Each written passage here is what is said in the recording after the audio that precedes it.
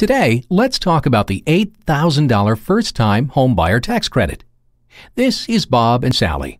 They want to own a home, get a dog, and plant petunias in the backyard. Someday, they'd like to put in a swing set and a sandbox for Scooter and Alice, their two children that are currently just a twinkle in their mother's eye.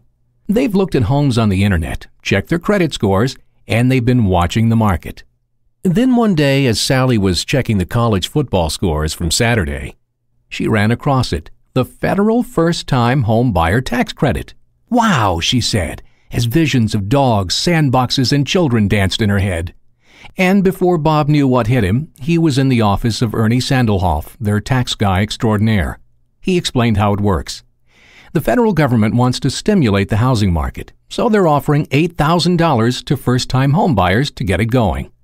You get 10% of the purchase price, up to $8,000. If you make less than $150,000 a year jointly or $75,000 filing individually, you get the full amount. If you make more than that, you can still get the credit, but on a sliding scale. They call this a tax credit, but it's really cash to you. You see, you can amend your 2008 tax return, and because you already paid your taxes, you get a stimulus check for $8,000 this year. If for some reason you don't want to amend your 2008 taxes, you can claim the tax credit on your 2009 tax return.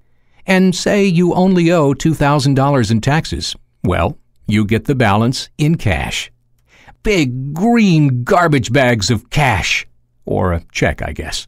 "Holy smokes," Bob interjected to show he was still paying attention. "Okay, you need to buy that home by November 30th. Closing and financing can take 4 to 8 weeks, so you better get going." And here's some more fine print. A first-time home buyer is anyone that has not owned a home as their primary residence for the past 3 years. "So my mom, who's been renting for the past 3 years, would qualify?" asked Sally.